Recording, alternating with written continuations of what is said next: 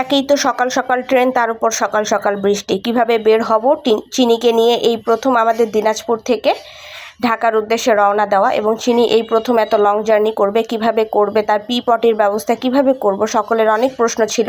আমি যখন একটু ছোট্ট একটা স্টোরি দিছিলাম বা ক্লিপ দিছিলাম, আপনারা দেখতে পাচ্ছেন সকাল সকাল এরকম একটা ঝুড়ি নিয়ে নেবেন। যখন আপনারা বিড়াল বা কুকুর নিয়ে যাবেন, এরকম একটা ঝুড়ি নিয়ে নেবেন।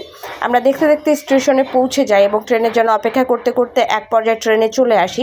আমরা একটা ভুল করছিলাম, আমরা 2 সিটের টিকিট কাটছিলাম। আপনারা যারা বিড়াল নিয়ে যাবেন অবশ্যই 3 সিট কাটবেন, কারণ 3 সিট হলে বিড়াল আরেকটা সিটে বসে আপনাদের সাথে যেতে পারবে, ঝুড়িতে থাকতে যাবে না। ট্রেনে ওঠার সাথে সাথে আমরা আমাদের নাস্তাটা কমপ্লিট করে নিই এবং চিনিকেও আমরা নাস্তা হিসেবে ট্রিট দিই। অবশ্যই ব্যাগের মধ্যে 3-4টা ট্রিট কিনে নেবেন, কারণ বিড়াল এই সময় ভারী খাবার খেতে চাবে না। আর পানির ব্যবস্থার জন্য একটু পরেই আপনারা দেখতে পাবেন। চিনিকে ট্রিটটা উপভোগ করাতে করাতে আমি পাশ থেকে আমার হাজব্যান্ড আমাকে নাস্তাও খাওয়াই দিচ্ছিল, এদিকে আমি আমার ছেলে চিনিকে খাওয়াই দিচ্ছিলাম। চিনি জার্নিটা খুব ভালোভাবে উপভোগ করতেছিল। শ্বশুর শাশুড়ি হঠাৎ করে অসুস্থ, এদিকে আমার নিজের মা বাবাও অসুস্থ। ওদেরকে কিছুদিন দেখাশোনা করে আবার শ্বশুর শাশুড়ির কাছে আমার নিজের দায়িত্ব পালনের জন্য চলে যাচ্ছি। আমরা একটা কফি নিয়ে নিলাম, আর চিনিকে এখানে একটা লাল ওড়নায় মোড়ানো দেখতে পাবেন, কারণ এখানে আমরা এসি বগির টিকিট কাটছিলাম। তো ঠান্ডা আমাদের শরীরে অ্যাডজাস্ট হইলেও চিনির শরীরে হচ্ছিল না, হাত পা একদম ছাড়ে দিছিল কিছুক্ষণের মধ্যে, মানে একদম ঠান্ডা হয়ে গেছিল। দেখতে দেখতে লাঞ্চ টাইম এবং চিনির ঘুম ভেঙে যায়, তাকে কফি অফার করি। এরপরে আমরা লাঞ্চ করতে করতে চিনিকে একটু চিকেনও খাওয়াই দেই, এবং পরবর্তীতে দেখি চিকেন খুব একটা ভালো সে উপভোগ করতেছে না। ক্যাটফুড নিয়ে গেছিলাম, ক্যাটফুড তাকে দেই, এবং আপনারা দেখতে পাচ্ছেন কত সুন্দর করে সে ক্যাটফুড খাচ্ছে। সবসময় বিড়ালটাকে নিজের কোলে এবং নিজের পাশে রাখার চেষ্টা করবেন, ঝুড়ি বা বক্সে রাখবেন না। আমরা যে কফিগুলো খাইছিলাম সেগুলো ধুয়ে আমরা সুন্দর মতো সেটাতে হাফ করে পানি দিয়ে তাকে পানি খাওয়ানোর চেষ্টা করছি। পটির জন্য আমি তার যে ঝুড়িটা নিয়েছিলাম ওটাতে একটা বড় পলিতে করে অল্প একটু লিটার নিয়ে সেটাতে রাখছিলাম। সে 2বার করেছিল, কিন্তু পটি একবারও করেনি।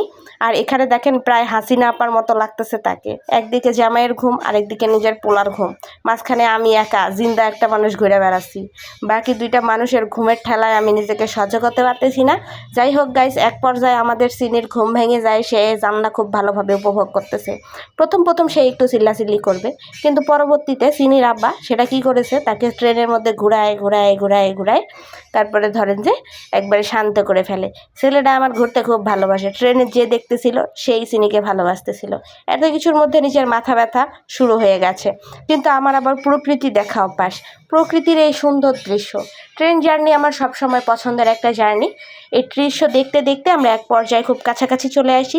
একটা ঝালমুড়ি নিয়ে নিই পাশের বগি থেকে, তারপরে আবার ছোট্ট একটা পাউরুটি বের করি, তার সাথে একটা কফি নেই। চিনিকে আবার ক্ষুধা অনুভব করাতে আমি সেটা বুঝতে পারি, তাকে খাবার দেই। চিনি আবারও জানলা উপভোগ করতে করতে চলে যায় তার দাদু বাড়ির উদ্দেশ্যে, এবং আমরা খুব কাছাকাছি পৌঁছে গেছি। এভাবেই আপনারা যখন ট্রাভেল করবেন তখন চিনির বিড়ালের পটির জন্য আপনারা এরকম ব্যবস্থা নেবেন, যেরকম ভিডিওতে দেখাইলাম।